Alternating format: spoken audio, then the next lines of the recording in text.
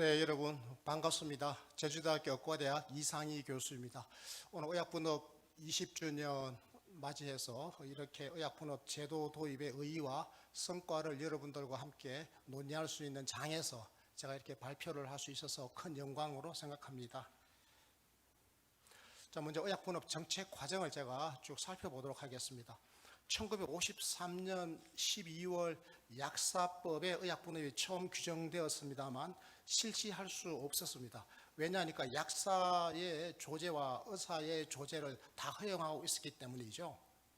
그리고 10년이 지나서 1963년 약사법에 의약분업 원칙이 규정이 됩니다. 약사는 처방전에 의해 의약품을 조제해야 한다, 이렇게 원칙이 규정이 되었음에도 불구하고 실제로 이 당시에는 의료기관과 약국의 수가 절대적으로 부족하다라고 하는 이유 때문에 이 조항이 1965년에 삭제되고 맙니다.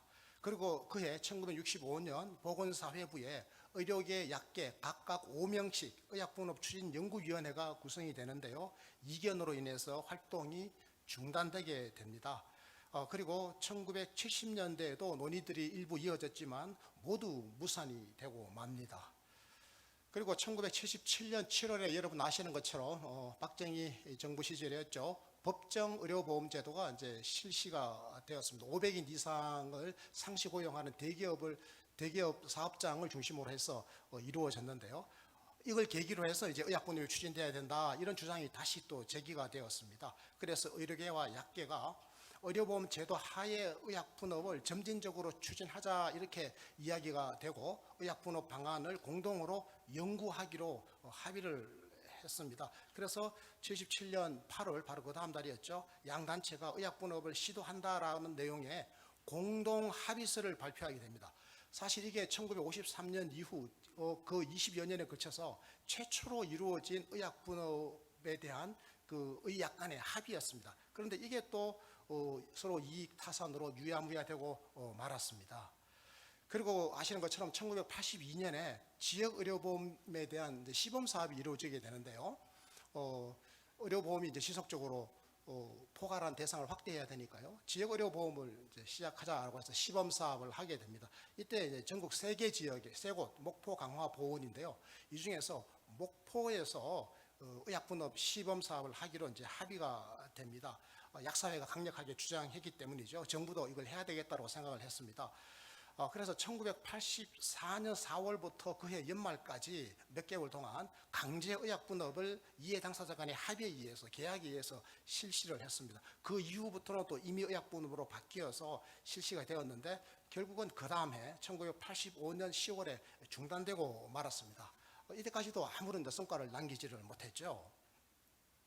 그리고 전국민 의료보험 시행을 앞두고 의약분업 논의를 다시 해야 된다, 이렇게 되었습니다.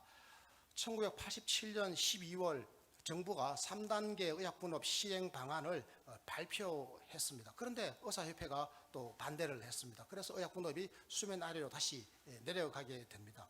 그래서 의약분업 제도 없이 지역의료보험 제도가 실시되는 거죠. 지역의료보험은 이제 1988년 1월 1일부터 시작됐지 않습니까? 그래서 지역의료보험이 의약분업 없이 또 이제 시작이 되는 겁니다.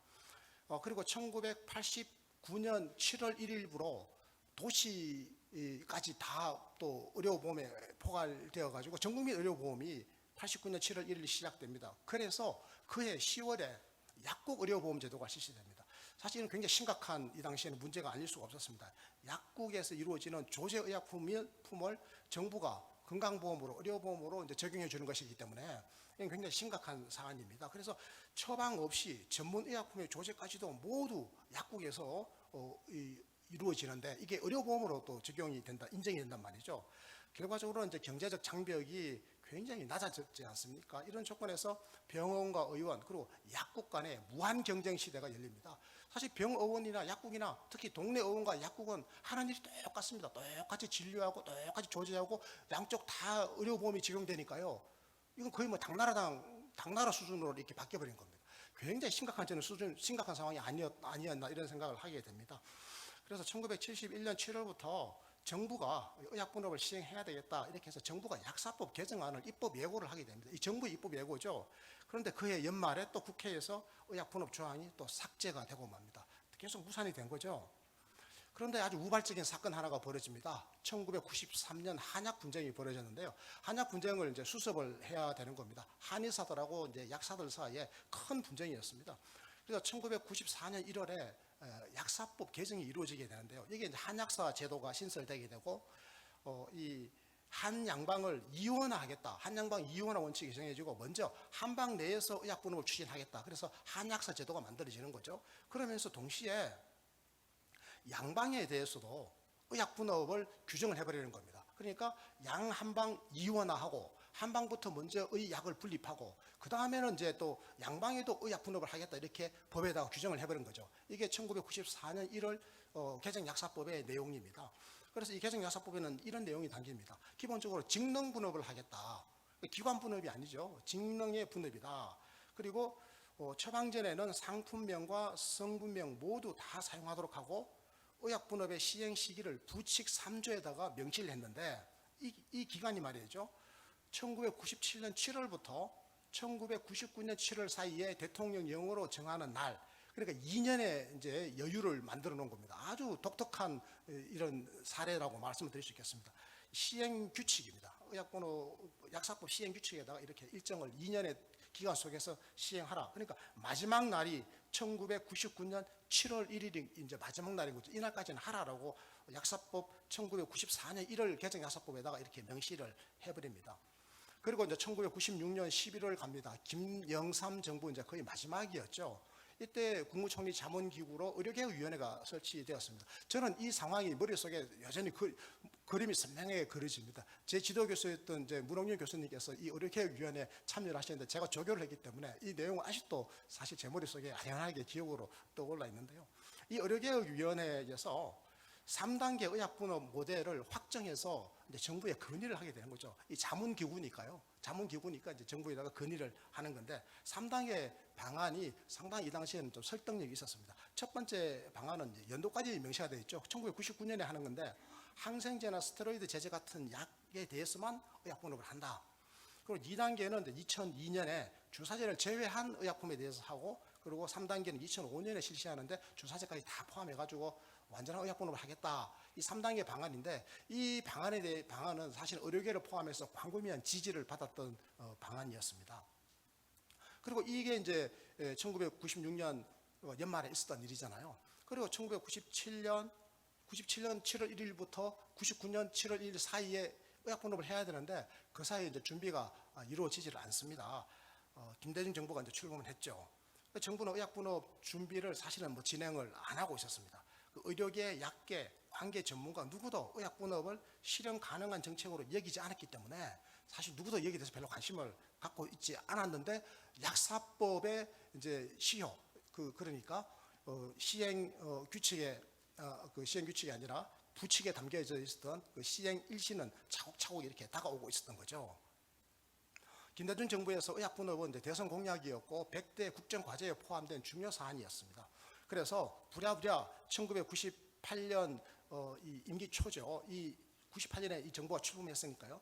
5월 21일 그 의학계를 포함한 각계 대표들로 소위 말하는 분추협의입니다. 의약분업 추진협의회가 구성이 되었습니다. 그리고 이제 3개월쯤 지났어요. 그해 98년 8월 24일입니다. 이게 굉장히 중요한 날짜입니다. 의약분업 역사에서 8월 24일 이 분추협 제4차 회의에서 정부의 의약분업 실시 방안이 발표가 됩니다. 그리고 실시 시기도 아주 명시가 돼요. 언제 하느냐? 그 약사법 94년 1월에 약사법에 그 부칙에 규정됐던 날짜 중에서 맨 마지막 날짜죠. 1999년 7월 1일 실시하는 걸로 이렇게 딱 시기를 정해버렸습니다. 그러니까 생각해 보십시오. 1998년 8월 24일 결정했는데 그로부터 그 다음 해 7월 1일이면 1년도 안 남았죠. 뭐 한 10개월 남짓 남겨놓고 시행 방안을 이렇게 이제 확정을 딱 지어봅니다. 그 시행 방안은 거기에 이제 나와 있는 내용인데요. 참고하시기 바랍니다. 이 시행 방안에서 중요한 게 하나가 있습니다. 두 번째인데요. 병원급 이상 의료기관은 제외되어 있었습니다. 그러니까 이 당시만 하더라도 동네 의원에 대해서만 의약분업을 하기로 했고요. 병원은 아예 의약분업 대상이 아닌 걸로 이 당시에 되어 있었다고 하는 사실이 굉장히 중요한 겁니다. 이걸 여러분 좀 살펴봐 주십시오. 이게 1998년 8월 24일 분취업 4차 회의 결정 사안인데 병원은 의약분업에서 빠져 있고 동네 의원과 동네 약국 사이에서만 이루어지는 의약분업 모델이다. 이렇게 말씀드리겠습니다. 그런데 여기에 대해서 의사협회가 강력하게 반대했습니다. 그리고 그해 이제 11월 국회 이제 이게 8월 결정된 게 이제 11월에 이제 국회로 법안이 이제 가려고 한 거죠, 법안이.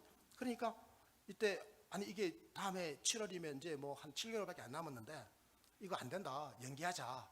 그래서 3년 연기론이 국회에서 제기됐는데요. 의학계에서 또 연기 청원을 합니다. 의협, 약사회, 병협 각각이 11월, 12월에 걸쳐서 의약분업을 연기해 주십시오라고 국회에 연기 청원을 내게 되는데요. 이 당시 국회의원 대다수는 2년 연기가 좋겠다. 2년 연기가 거의 기정사실화되는 것처럼 이렇게 분위기가 잡혀져 갔습니다. 그런데 이제 그때 1999년 1월 9일입니다. 새정치국민회의, 그 당시 집권 여당이었죠. 여기서 이제 중재를 시작합니다. 의학계 간의 의약분업 협상을 이제 하도록 물밑에서 당이 주도하는 중재인데요. 사실 정부 여당이 이렇게 정책 사안에 적극적으로 개입한 최초의 사례가 되겠습니다. 이때 병원협회는 불참을 합니다. 우리는 뭐 의약분업 방안에 원래 들어가 있지 않으니까 우리는 관여하지 않겠다. 그래서 의계와 약계 간의 협상이 이루어지는데요. 6차 협상까지 진행되었습니다. 여기서는 이제 한 가지 중요한 원칙이 포함됩니다. 병원까지도 포함해야 된다. 그래서 지금 병원이 포함된 이 의약분업 모델이 사실은 여기에서 이제 결정이 된 겁니다. 그래서 완전 의약분업 원칙에 양쪽이 다 동의를 해버리는 겁니다. 이게는 확 좁혀놨죠. 그런데 이제 대한약사회는 우리 좋다 완전히 수용을 했습니다. 그런데 의사협회에서 최종적으로 이제 거부하는 의사를 밝혀가지고 2월 12일 여당 중재에 의약분업 협상이 최종적으로 이제 결렬이 되고 말았습니다. 그런데 중요한 성과는 완전 의약분업 병원까지 포함시키는데 동의했다라고 하는 사실이 여기서 굉장히 중요한 거죠. 그래서 여당의 개입으로 이런 이제 성과를 만들어냈습니다. 그리고 이제 이게 2월 12일 협상이 최종 결렬되지 않겠습니까? 그러면서 다시 또 의사협회와 병원협회가 의약분업을 연기해 달라고 이번에 이제 여당에다가 정책 건의를 하게 됩니다. 그래서 2월 18일 당정협의가 열렸는데요. 이날 우리 장관님께서 이제 오셨던 바로 그 당정협의가 아닌가 싶은데요. 제 기억으로.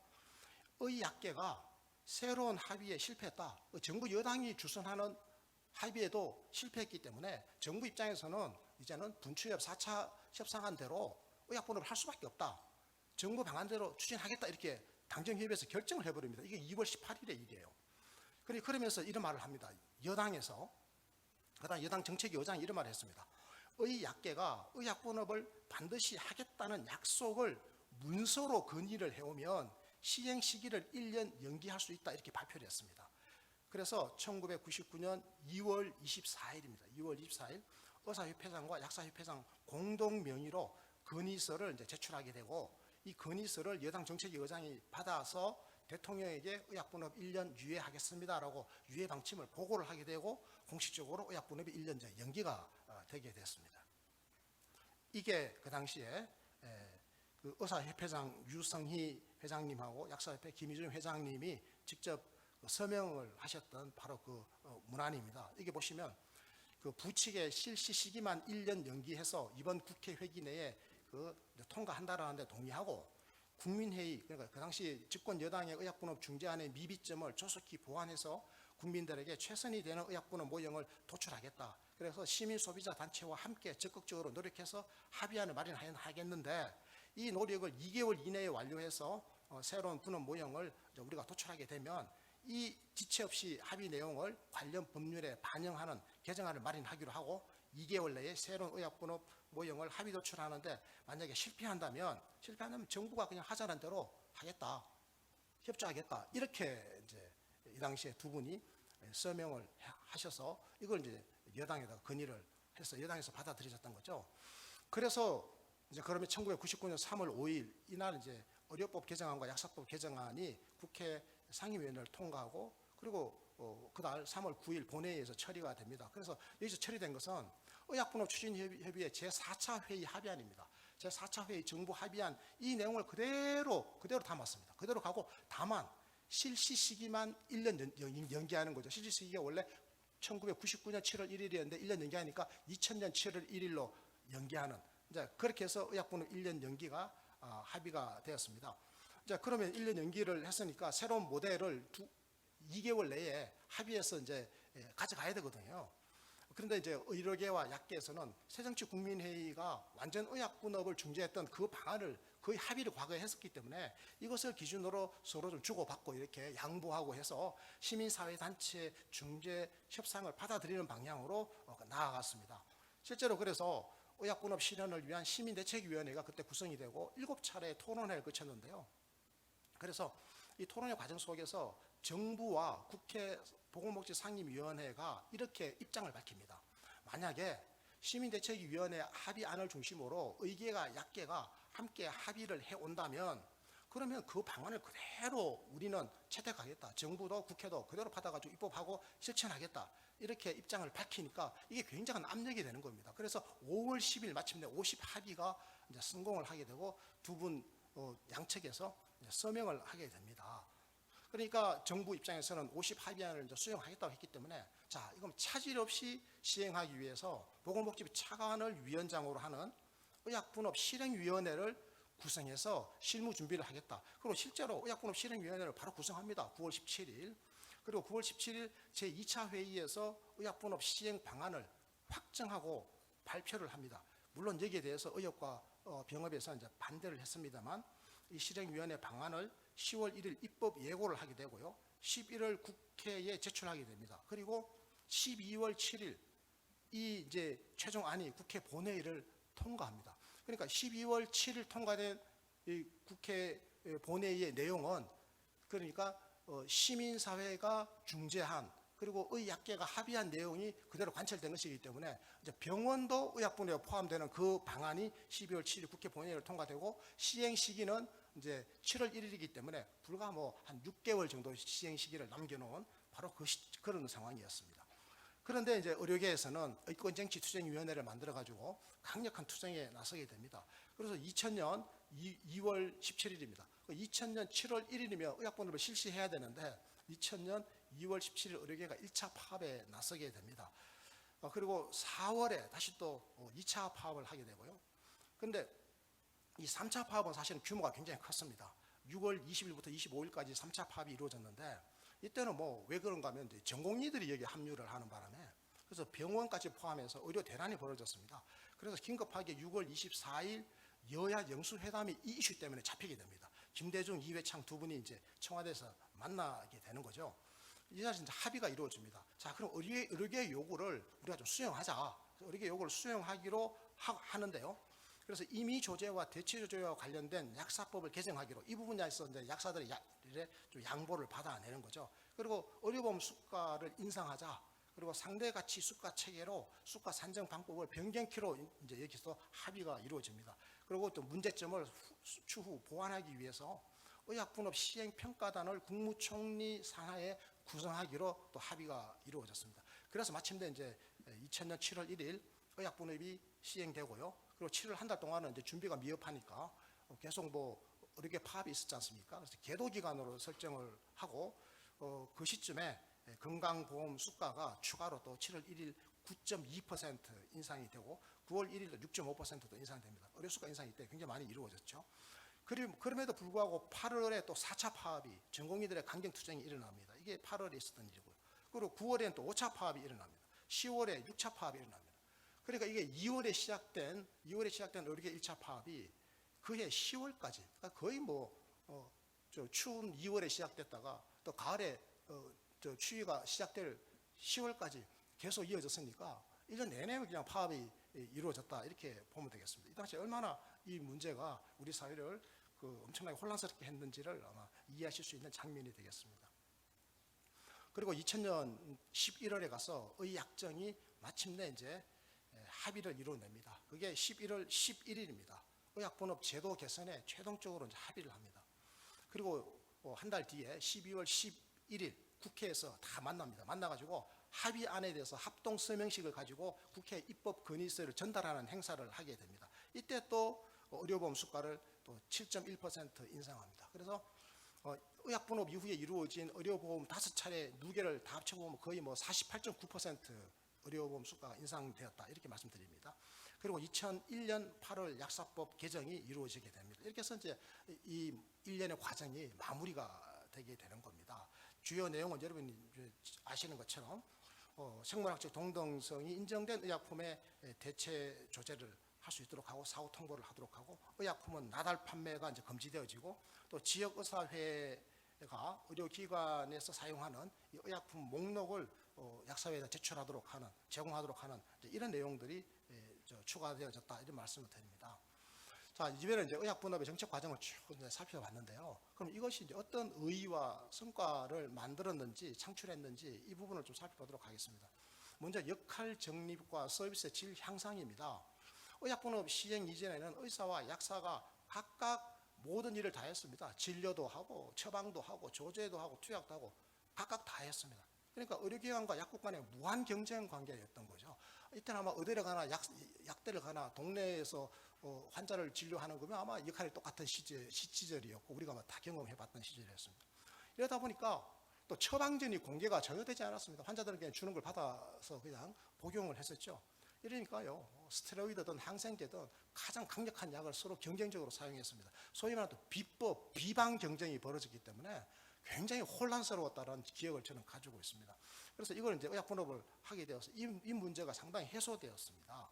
그래서 의사는 진료와 처방, 약사는 조제, 투약, 이렇게 각각의 자기 역할에 이제 충실할 수 있었다. 그래서 전문가 역할 강화라고 하는 것이 굉장히 중요한 거죠. 그래서 의료 이용에 있어서 이 질서 정립의 계기가 됐다. 그래서 의학 서비스의 질이 향상됐다고 하는 거고요. 또 약국 입장에서는 이 동네 의원 입장에서는 재고 부담 없이 의약품을 이제 처방할 수 있게 된 거죠. 그러니까 의사들의 의약품 선택의 범위가 보다 넓어졌다. 과거에는 거기서 직접 약을 줘야 되니까 모든 약을 여러 종류를 다 갖고 오기가 힘들었는데, 이제는 처방전만 내면 되는 거니까요. 재고 부담이 없어졌죠. 그래서 약 선택의 폭이 의사들에게 더 넓어졌다. 다양한 약을 처방할 수 있게 됐다. 이건 큰 장점이 아닐 수가 없고요. 이는 약의 약 서비스, 약물 서비스의 질 향상, 의료 서비스의 질 향상으로 이것은 인정할 수 있다, 이렇게 보입니다. 두 번째로 이제 의약품의 오남용 예방이라고 하는 건데요. 사실 이게 의약분업의 굉장히 중요한 이유 중에 하나였습니다. 약국의 임의 조제가 근절되니까 전문 의약품에 대한 오남용 문제가 해결됐다고 하는 것은 뭐 상식적으로 충분히 이제 이해가 가는 겁니다. 실제로 의약분업 이전에는 약사의 임의 조제를 통해서 전체 항생제의 거의 절반 정도가 소비가 됐는데, 의약분업 이후 임의 조제가 근절되다 보니까 전체 항생제 사용량이 많이 감소했던 걸로 나타납니다. 제가 보여드린 이 그림표에 보면 그 항생제 처방률의 변화가 나와 있는데요. 보시면 항생제 처방 품목 수가 0.9개에서 이후에 0.5개로 이렇게 거의 한 절반 정도로 항생제 처방 품목 수가 줄어들고, 항생제 처방률도 55%에서 한 39% 정도로 이렇게 뚝 떨어진다라고 하는 사실을 알 수가 있습니다. 그리고 의사가 의약품 처방에 대한 경제적 동기를 제거함으로써 약 처방의 그 양을 줄였다라고 하는 것도 굉장히 중요한 또 오남용 예방 효과를 또 설명할 수 있다, 이런 판단을 할 수 있겠습니다. 자, 의약분업이라고 하는 것은 의약품 오남용 예방에 대한 굉장히 중요한 정책적 함의를 가지고 있는 겁니다. 그래서 의약품 오남용을 예방하기 위해서 그 이후에 건강보험 심사평가원의 약제 급여 적정성 평가를 시행하도록 했습니다. 그래서 이 평가 결과가 의료기관 단위로 공개가 되는 것 아니겠습니까? 그래서 항생제와 주사제 같은 이 의약품의 처방률이 감소, 처방 품목 수가 하락하는 중요한 원인이 되었다, 이렇게 볼 수가 있겠습니다. 그리고 의약분업으로 인해서 처방전이 이제 공개가 되기 때문에 의약품 사용에 대한 국민의 의식이 향상되게 되고, 항생제와 주사제 같은 이런 의약품의 오남용이 감소하는 효과가 있었다, 이렇게 말씀을 드릴 수 있겠습니다. 실제로 그 항생제 처방률을 보면 2002년에 한 55%쯤 되던 것이 2018년에 가서는 한 20% 수준으로 이렇게 뚝 떨어짐을 알 수가 있습니다. 상기도 감염도 73%에서 38%나 절반 이하로 줄어들었고요. 주사제 처방률도 38%에서 16%로 한 절반 정도로 줄어들었습니다. 이게 뭐 이제 의약 분업의 직접 효과냐라고 이의를 제기하시는 분들도 계시는데 뭐 저는 이거는 의약분업에 연관된 효과다. 왜냐하면 의약분업 이후에 이것을 시행하기 위해서 건강보험심사평가원의 관련 평가 제도가 만들어졌기 때문에 그런 거죠. 그리고 실제로 또 처방 끝난 약품 품목 수도 4개에서 3.6개로 조금 줄었습니다. 그럼에도 불구하고 여전히 OECD 국가들 평균에 비하면 2배 정도 많은 수준이다. 뭐 미국이나 독일 같은 경우에는 처방 끝난 한 2개 품목 정도를 처방하는데 우리는 여전히 뭐 3.6개를 지금 처방하고 있지 않겠습니까? 우리 의사들의 처방 행태는 아직까지 큰 변화가 없는 거죠. 이건 이제 항생제 처방률, 급성 상기도 감염에 대해서 보여준 거고요. 의료기관 종별로 주사제 처방률을 보여주고 전반적으로 이렇게 감소하는 추세를 보여주고 있습니다. 그리고 품목 수도 조금씩 줄어든다라고 하는 걸 이제 보여주고 있는 거죠. 자, 그리고 의의와 성과 세 번째인데요. 환자의 알 권리가 향상됐다는 거. 저는 이 분야가 굉장히 중요하다고 생각합니다. 의사의 처방이 공개가 됐다고 하는 것. 그렇죠. 이거 굉장히 저는 의약분업의 근본적인 취지 중에 하나라고 보는데요. 그래서 의사와 약사가 그동안에는 독점하던 정보가 이제 환자에게 모두 다 투명하게 공개가 되어졌습니다. 환자가 의료 주권자로, 국민의 의료 주권자로 우뚝 서게 된 계기가 된 거죠. 그래서 원예 처방전 발행, 약사의 복약 지도, 이것이 굉장히 중요해졌다. 그래서 처방약에 대한 이제 정보를 환자들이 알게 되고 알 권리 향상에 기여했다라고 말씀을 드릴 수 있겠습니다. 전체적으로 의약분업은 국민 건강 향상에도 기여한 것으로 평가되고 있습니다. 약국의 조제로 치료하던 환자들이 이제 의료기관을 방문하게 됐습니다. 사실 이거는 뭐 저도 개인적으로 굉장히 많이 경험을 했는데요. 저희 제주대학교 의과대학에 교수를 쭉 이렇게 뽑아놨더니 교수들이 상당수가 의약분업 이후에 개업한다고 다 나가버리는 거예요. 굉장히 교수가 없어서 저희 대학병원에서 어려움을 겪었던 제 기억이 납니다. 그러니까 이 당시에 동네 의원이 굉장히 많이 늘어났습니다. 왜 이렇게 됐는가 하면 약국에 가서 진찰받던 것이 이제 전부 다 동네 의원으로 가니까요. 그렇게 된 거죠. 이 말은 이제 뒤집어 이야기하면 환자들이 누렸던 의학 서비스의 질이 대폭 향상된 겁니다. 약사에게 진료를 받는 게 아니라 이제 의사에게 반드시 진료를 받아야만 되는 거죠. 그러다 보니까 이제 검사와 진단이 이루어지게 되니까 질병의 조기 발견이 가능해졌습니다. 이게 국민의 건강 향상 효과가 저는 굉장히 컸을 것이라고 판단하고 있습니다. 그래서 진단에 근거하지 않은 의약품의 오남용, 사실 이게 약국에서 과학이 굉장히 많이 이루어졌습니다. 특히 지방으로 갈수록요. 이게 이제 개선이 되었습니다. 그래서 전문 직능에 충실해지면서 의사는 처방에 집중하고 약사는 의사의 처방을 또 체크하는, 점검하는, 이에서 이제 오류를 줄이는, 약화 사고를 예방하고 의약품의 오남용을 감소시키는 효과를 가져왔다. 그래서 국민의 건강 향상에 기여했다 이렇게 보입니다. 그리고 이제 이렇게 국민 건강 향상에 기여하기 위해서 의약품 모니터링의 필요성 문제가 의약분업 이후에 제기됐기 때문에 마침내 2008년 건강보험심사평가원에서 의약품의 안전사용 서비스 DUR이 도입되었다. 그래서 처방의약품의 중복, 과용을 점검하게 된 계기가 만들어진 것도 역시 의약분업이다. 저는 이렇게 판단하고 있습니다. 자, 의약품의 사용량과 약제비 절감인데요. 실제로 건강보험의 총 진료비 중에서 약품비의 비중을 보면 이게 1999년에 32.5%이던 것이 2002년에는 25.2%로 줄어들고 2018년에 24.6%로 전체적으로 좀 줄어드는 추세에 있습니다. 그런데 뭐 우리가 기대하는 데는 여전히 미치지 못하고 있습니다만 어쨌건 진료비 대비 그 약품비의 비중은 줄어들고 있는 추세다라는 말씀을 드립니다. 그리고 또 다른 의의와 성과인데요. 이 보건의료 정책 과정, 의사결정 과정에 혁신이 이루어진 거죠. 우리는 의약분업과 같은 이런 거대 개혁을 그전에는 잘 이루어본 경험이 없습니다. 아시는 것처럼 1953년에 의약분업이 법에 명시되었지만 한 번도 실시된 적이 없이 수십 년을 끌어오던 것을 이 의약분업의 정책 과정 속에서 이루어낸 거잖아요. 그래서 이것은 굉장히 중요한 이제 의미가 있다. 의약분업은 의료전달 체계를 확립하는 첫 번째 스텝이었다. 첫 발이었다. 의약을 분립하고 그리고 의료 내부에서 전달 체계를 확립하는 그런 첫 출발이었다. 이런 의미가 있었고요. 이 정책 과정에서 이 거대 개혁의 중요한 하나의 표본이 사례가 된 거지 않습니까? 이후에 저출산 고령화 시대에 각종 복지 개혁에 있어서 중요한 참고가 될 것이다. 특히 정치적 리더십이 굉장히 거대 개혁에 중요하다고 하는 소리가 확인할 수 있었고요. 또 시민사회 참여의 메커니즘을 우리가 만들어냈다고 하는 것도 거대 개혁의 성공 요인이었다고 하는 겁니다. 그래서 정권의 개혁적 성격뿐만 아니라 시민사회의 조직적 참여, 그리고 정치적 리더십 이런 것들이 거대 개혁에 있어서 굉장히 중요했다고 하는 우리가 경험을 이렇게 확보했다. 그래서 수십 년에 걸친 경로 의존성을 깨트린, 그래서 동아시아에서는 우리가 최초로 의약분업을 성공시켜냈다고 하는 것은 중요한 정책적 의미를 갖는다. 정책 결정 과정에서 그렇다는 말씀입니다. 자, 이후의 과제인데요. 의약품 사용량과 약제비를 계속 절감해 나가야 됩니다. 이 노력은 앞으로 계속해야 됩니다. 저는 이 노력이 부족했다는 데 대해서 저는 좀 우리가 성찰할 필요가 있다고 생각합니다. 처방 건당 약품의 품목수를 보면 이게 1999년 4개에서 2016년 3.6개로 미미하게 감소했는데요. OECD 국가들에 비하면 2배 정도 이게 많은 거지 않습니까? 사실은 이게 약물 처방 품목 건수를 줄여야 됩니다. 그런데 못 줄이고 있습니다. 그리고 이 경상의료비 대비 약제비의 비중도 줄어들고 있지만 여전히 OECD 평균인 16.7%에 비하면 우리는 21%니까요. 여전히 높은 편이죠. 그래서 우리가 이 약제비 비중을 더 줄이려고 하는 노력을 해야 된다는 말씀을 제가 이후의 과제의 첫 번째로 말씀을 드립니다.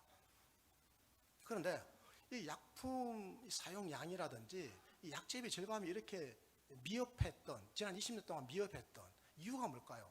이 의사들이 고가약 처방을 많이 해서 그렇습니다. 이 고가약 처방을 많이 한 데는 불신이 또 내재되어 있습니다. 이 문제를 저는 해결해야 한다고 봅니다.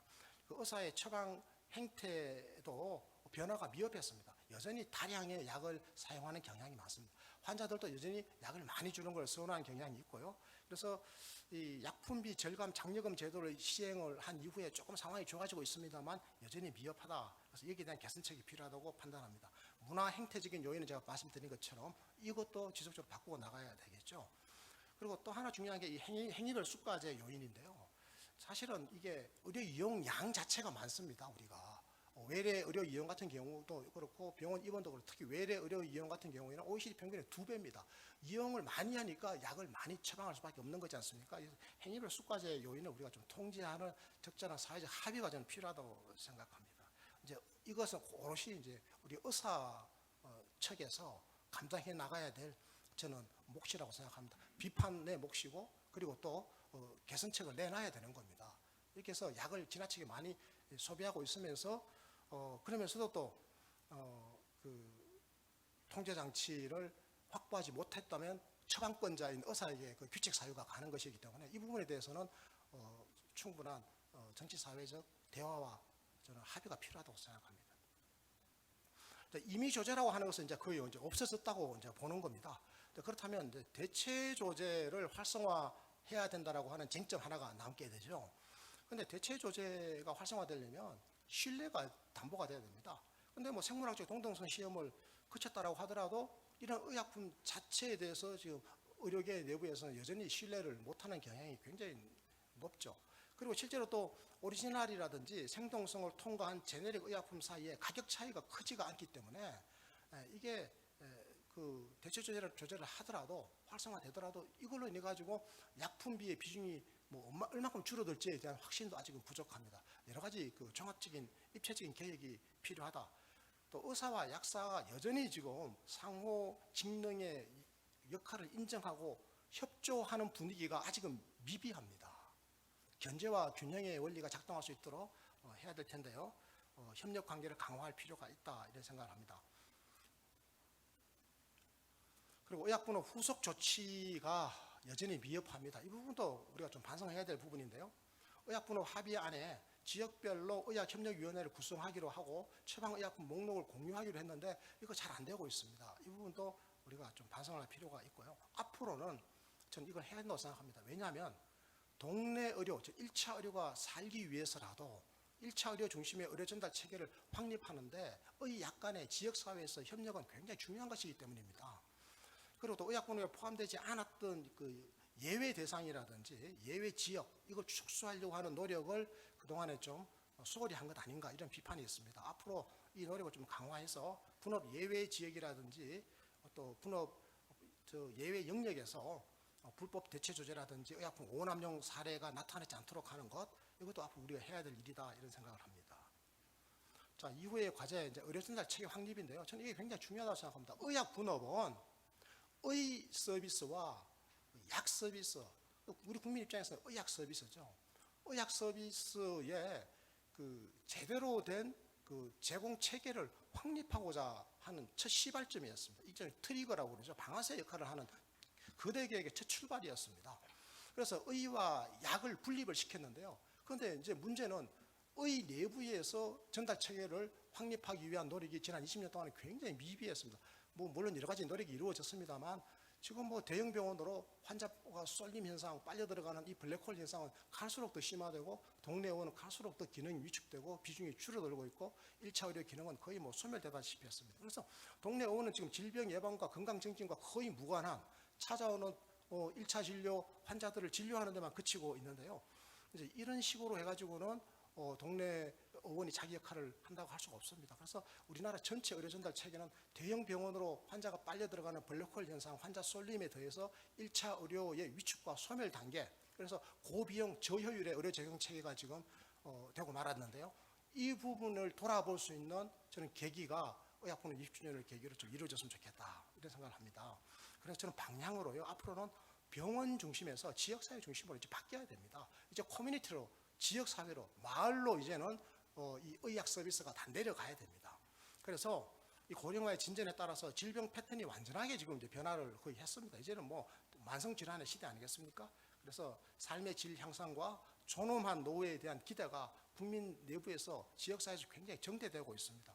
그리고 이 제도 운영하는 데 있어서 건강보장제도의 재정적 지속 가능성도 지금 위협받고 협박받고 있는 겁니다. 사실상 이대로는 지속되기 어렵습니다. 이런 상황에서 지역사회 중심으로 패턴을 완전히 바꿔야 되는데, 그러려면 의료전달 체계를 병원 의료와 지역사회 의료로 이렇게 크게 갈라치려고 하는 그런 이제 제도 개혁의 시발점이 좀 되었으면 좋겠다 이런 생각을 합니다.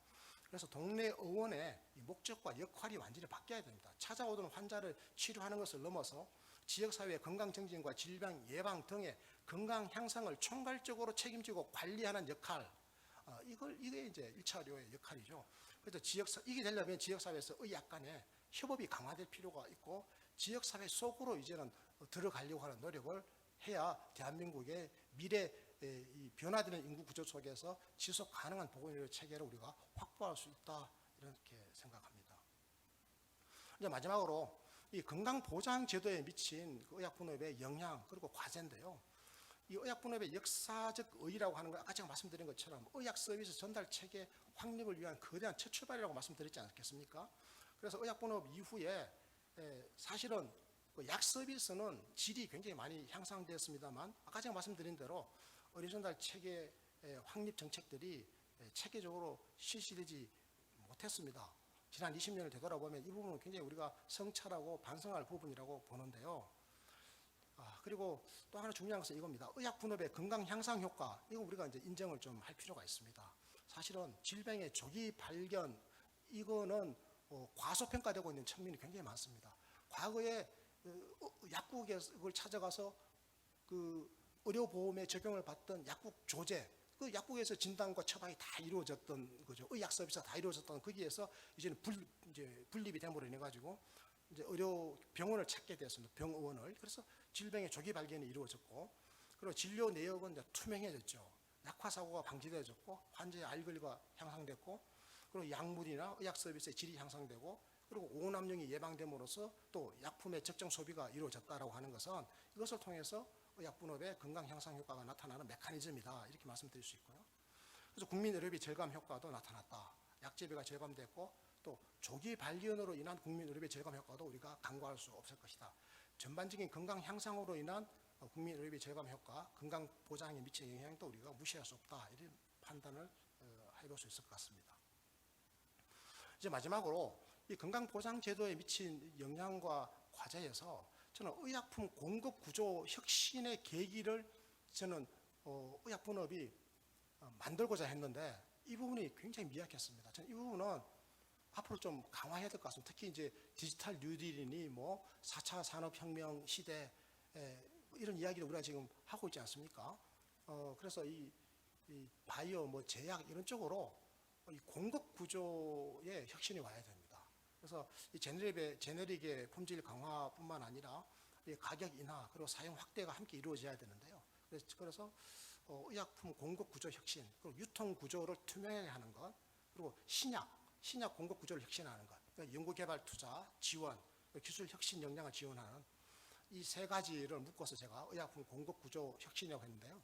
이 의약분업 20주년을 맞이하면서 우리가 이걸 한번 좀 둘러보고 이 분야에 집중적인 자원의 투자가 필요하다, 그리고 혁신이 필요하다, 이런 말씀을 드립니다. 이렇게 되면 결과적으로는 건강보험제도의 재정 건전성에도 도움이 될 겁니다. 그러면서 우수 의약품을 공급하게 되는 것이고 국내 의학 기술을 자립하게 되는 계기가 될 것입니다. 그리고 이 건강보장의 지속 가능성이 제고되도록 하기 위해서 의료 전달 체계를 확립해야 된다고 제가 말씀드렸지 않습니까? 그래서 병원 의료와 지역 의료를 나눌 때 앞으로 커뮤니티 케어가 지역 의료와 결합이 된다고 하는 측면, 이 분야도 우리가 1차 의료에서 굉장히 우리가 좀 강조를 해야 될 부분입니다.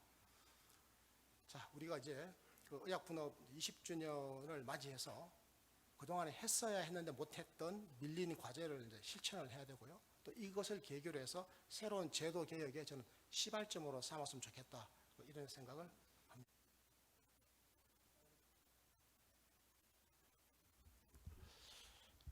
네, 제주대학교 이상희 교수입니다. 지금 여러분들이 토론을 해주셨는데요.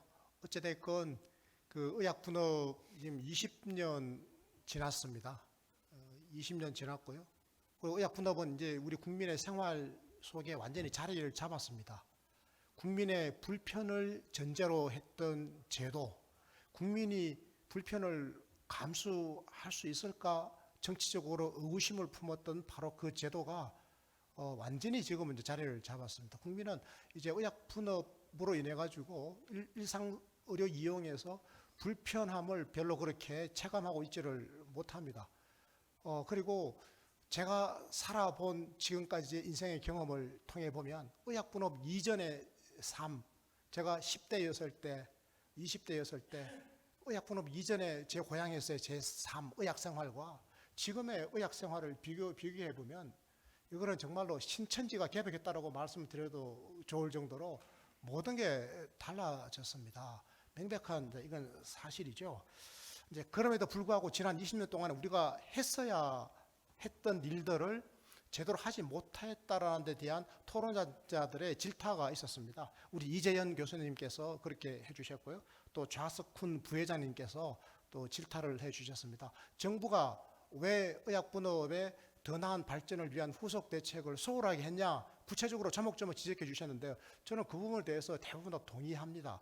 그럼에도 불구하고 제가 정부 입장을 약간 변호하자면, 우리 아까 차은봉 전 장관님께서도 말씀하셨던 것처럼 의학 간의 갈등이 심각하게 전개되고 있는 상황에서 정부가 어설프게 끼어들어가지고 문제를 개선하려고 했을 때 오히려 갈등만 더 증폭시키고 우리가 있기 때문에 정부 입장에서는 굉장히 소심하게 대응할 수밖에 없었을 것이다 라는 점을 제가 말씀을 드리고 싶은 겁니다. 제가 왜 이런 말씀을 드리는가 하면 앞으로 의학 그리고 시민사회 그리고 국민 간에 그리고 그 여의도 정치권까지도 참여하는 정치사회적 대화와 큰 틀의 타협이 없는 상태에서 정부 공무원들이 나서가지고 뭐 후속 대책을 더 잘한다라고 하는 것은 현실적으로 굉장히 제약이 있다라는 말씀을 제가 드리고 싶은 겁니다.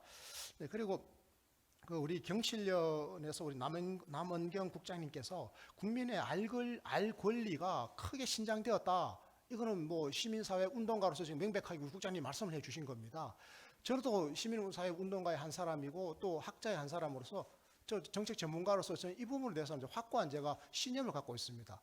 지금 우리 국민의 알 권리를 과거 제가 살아왔던 시절하고 비교하면 저는 과거에는 무슨 약을 어떻게 쓰는지도 몰랐고 그냥 약사한테만 찾아가면 약사가 주는 약을 그냥 무조건 다 먹었습니다. 약사가 제게는 의사였고 약사가 약사고 약사가 제 모든 것이었거든요. 지역사회에서는. 이제는 그게 딱 끊기면서 이제 약사는 약만 다루고 이제는 무조건 다 의사를 찾아가야 되는 거예요.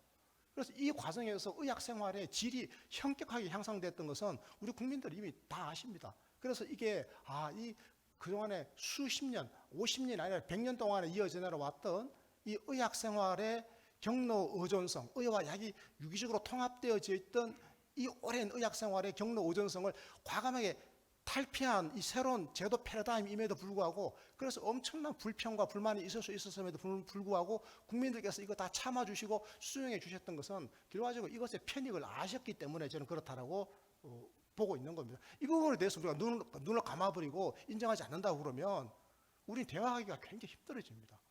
국민의 알 권리가 신장됐다라고 하는 것은 이거는 명백한 저는 사실이다. 제가 왜 알 권리를 또 강조하는 거 하면요.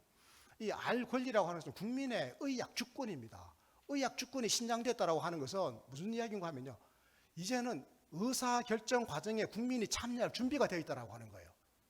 과거에는 시민사회단체가 국민의 의지를 일반 의지를 등에 업고 바로 교섭의 당사자로 바로 나섰지만 이제는 시민사회단체들도 국민의 의사를 직접 물어봐야 될 정도의 참여 민주주의적 요소가 확대되었는데 이 의학 제도와 관련해 가지고는 이 국민의 알 권리가 그것을 가능하게 했다라고 하는 겁니다. 이제 우리 국민들이요. 약에 대해서 내가 쓰고 있는 약 이게 어떤 메커니즘으로 가격은 어떻게 되고 이게 어떻게 무엇이 문제인지를 이제 인터넷 검색까지 해가지고 굉장히 많이 알고 계세요. 이제 이 국민의 알 권리가 국민의 정보 권한으로까지 확대되어졌고 앞으로 이게 또 어떻게 가는가 하면 4차 산업혁명 시대에 이게 이제 의학에 대한 나의 그 알 권리, 나의 빅데이터가 앞으로 어떻게 사용되는가에 대한 관심까지도 이어지는 굉장히 중요한 지금 한 시대의 시발점을 연 게 저는 의학분업이었고 이 20년을 거쳐서 앞으로 20년 뒤면 아마 이 알 권리에 대한 새로운 지평이 저는 열릴 것이고 굉장히 중요한 정치적 화두가 될 것이다. 이런 생각을 하고 있습니다. 우리 이혜경 기자님께서 약제비 절감 효과 이게 과연 의약분업의 효과라고 말할 수 있냐? 그리고 의약분업 오남용 같은 거 줄어든 것도 항생제 사용량 줄어든 것도 의약분업의 직접 효과냐 이런 말씀도 또 해주셨고 우리 박종혁 이사님도 이제 그 유사한 말씀을 방금 해주셨는데요. 저는 이거는 그렇게 중요한 건 아니라고 생각합니다. 의약분업의 직접 효과인지 의약분업으로 인한 한 단계 건넌 간접 효과인지 이거를 굳이 따지고 분리하는 게 뭐가 그렇게 중요하냐 싶은 거예요. 왜냐하면 의약분업이라고 하는 의사가 의사 역할과 약사 역할을 다 하고 있고 약사가 또 그 역할을 다 하고 있는 무한 경쟁에 이 대혼란 그리고 이 의사와 약사 직능 간의 무한 경쟁을 그 당시에 그 의료보험제도가 그 의료비를 지불해주고 있는 공적 보험이 이걸 보장해주고 있는 이 희한한 이 과거의 방식을 이제는 혁명적으로 이게 바꿔낸 게 의학분업이거든요. 그래서 의학분업은 우리 박실비아 박사님이 아주 정확하게 말씀해 주신 것처럼 의학분업은 이제는 의학에서 나타나는 모든 얽힌 문제들을 실타래들을 다 해결해내기 위한 하나의 발판이다. 이렇게 말씀해 주신 거예요. 저는 이게 명언이라고 생각합니다. 오늘 박실비아 박사님께서 해 주신 말씀이.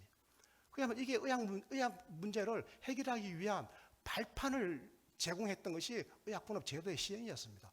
그럼 그 이후에 우리가 그 발판을 잘 활용해가지고 더 큰 성과를 만들어냈냐? 이거 못 만들어냈다고 우리 이재인 교수님이나 좌석훈 부회장이 문제를 지적해 주셨어요. 그래서 제가 이걸 못 해낸 이유가 뭔지도 제가 여러분께 이제 말씀을 드렸습니다.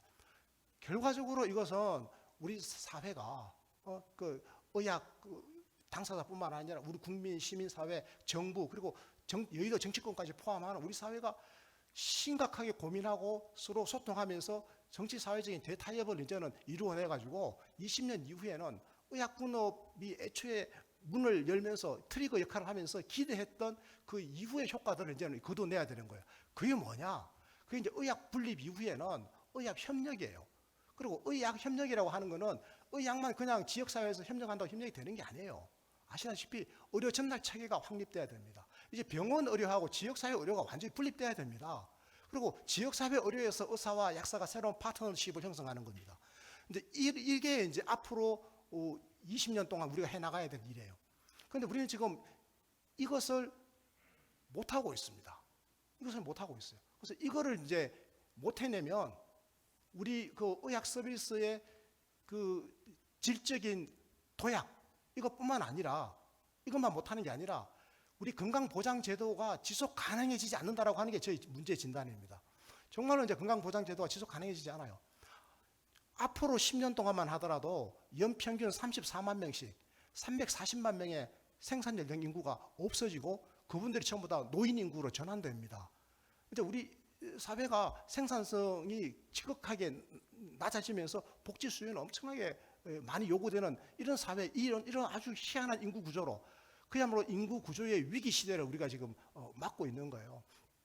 여러분 아시는 것처럼 건강 보장을 위한 비용을 부담해야 될 사람의 숫자는 줄어들고 경제 성장률은 줄어들고 정부의 재정적인 여력은 줄어드는데 의료 서비스 이용과 복지를 이용해야 될 노인 세대의 인구 수는 폭발적으로 지금 늘어나는 시대가 곧 예고되고 있는데요.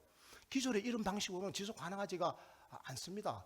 그래서 의학 분업의 20년을 맞이한 지금 우리는 이후에 대한민국의 의학 서비스 제공 체계를 전면적으로 혁신하고 개편할 수 있는 그야말로 질 높고 비용 효과적인 굉장히 효율성 높은 새로운 의학 서비스 전달 체계를 확립하기 위한 결의를 우리가 지금부터 해내지 않으면 저는 굉장히 고통스러운 상황이 올 것이다 이렇게 생각합니다. 그래서 저는 오늘 저희들이 했던 이 논의가 저는 여의도 정치권에도 그대로 전달되어져서 여의도 정치권에서 본격적으로 이 논의를 이제 시작해야 한다고 생각합니다. 다행스러운 것은 한 가지 고마운 것은 그래도 우리는 의학분업이라고 하는 그야말로 수백 년 이어져 내려온 경로 의존적인 의학 통합 질서를 의학 분립의 질서로 바꾸어 내본 그 경고했던 경로 의존성을 우리가 파열구를 낸 이런 거대한 제도 개혁의 경험을 우리가 갖고 있다고 하는 거. 그 속에는 그 정치의 주도성과 그리고 시민사회 참여의 주도성이라고 하는 것들이